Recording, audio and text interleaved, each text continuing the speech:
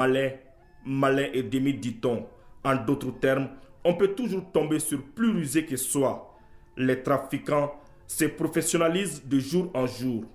Mais la bataille de l'intelligence, de l'efficacité et de l'efficience est gagnée par les douanes maliennes, même si les zones les moins probables des véhicules sont utilisées comme cache. La brigade mobile d'intervention de Bamako, qui relève de la région douanière de Bamako,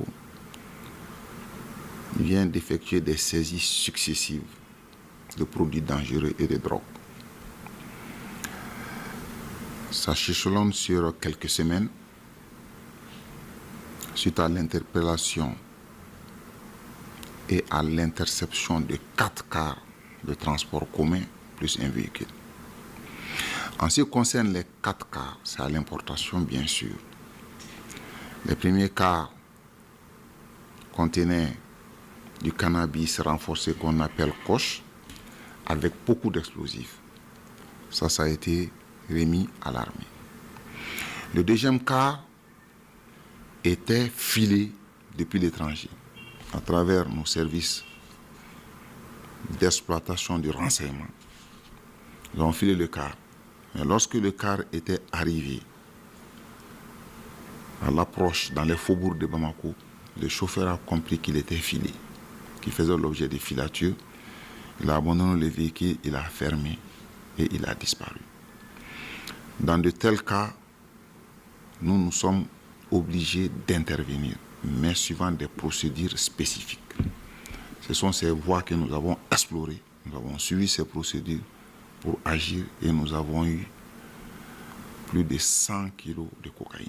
Après, nous allons venir dans la précision. Les 2 autres cars sont venus ensemble, avec les mêmes modes opératoires, des caches aménagées. Et dans ces cars, nous avons pu avoir beaucoup d'explosifs, beaucoup de bonbons de mercure, beaucoup de cordons détonants et beaucoup de détonateurs électriques. Ça, c'était le volet car de transport. En ce qui concerne la voiture de tourisme que nous avons interceptée, ça, il y a une précision de taille. C'était le sens inverse. Si les 4 cars étaient à l'importation, l'autre quittait Bamako pour monter vers soit le centre, soit vers le nord. Suite toujours à l'exploitation du renseignement, nous avons filé le véhicule, nous l'avons intercepté à la sortie de Bamako. Et les portières étaient démontées, bourrées de cocaïne et remontées. Donc on est venu avec les mécaniciens, nous avons pu tirer des entrailles du véhicule, encore 20 kilos de cocaïne. En matière de drogue, il faut être précis. Donc, ce qui nous a donné 122 briques de cocaïne, les 2 saisies suite au car et saisies suite à la voiture de tourisme. On a pu avoir 137,320 kilos de cocaïne. Parmi les produits saisis, une importante quantité de matériaux entrant dans la fabrication d'engins explosifs improvisés. Sans tambour ni trompette, dans la plus grande discrétion, les soldats de l'économie se sont dressés une fois de plus contre un projet de barbarie humaine. Des produits dangereux pris en charge ensuite par les spécialistes en la matière.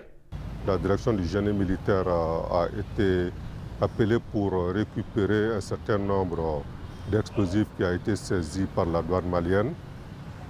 Ce matériel était composé d'explosifs primaires et d'explosifs secondaires.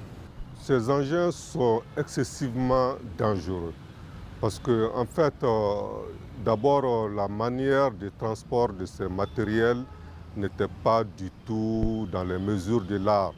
Ils étaient transportés dans des véhicules de transport en commun avec du personnel, alors que ces produits demandent certaines mesures de sécurité, et notamment ne pas fumer dans ces véhicules.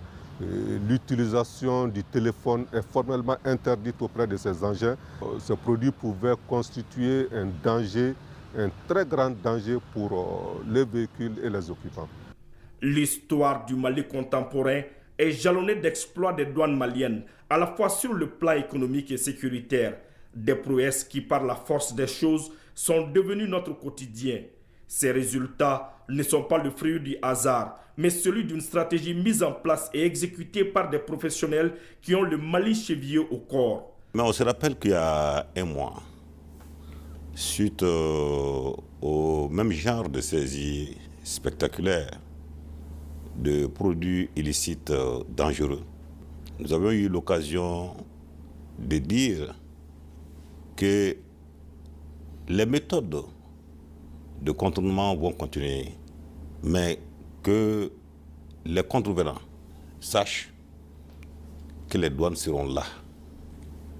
Et les douanes seront là, fortes de leur devise de vigilance, fortes de leur organisation et surtout fortes de la recherche et l'exploitation du renseignement douanier.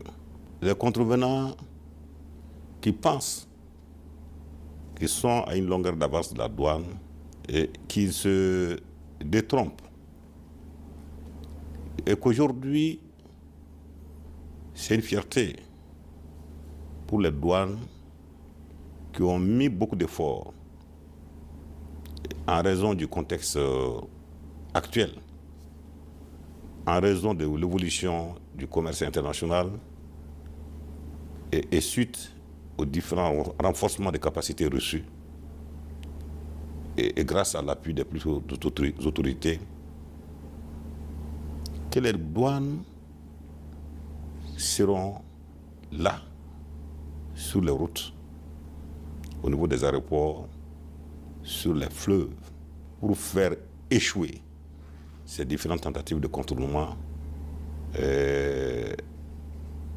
en ce qui concerne les trafics illicites. La bataille livrée contre le terrorisme sous toutes ses formes sera gagnée, promettent les autorités de la transition. Certes, elle sera certainement longue, mais les douanes, les forces de défense et de sécurité et l'ensemble des Maliens sont debout sur les remparts, déterminés à l'emporter, quel que soit le prix à payer.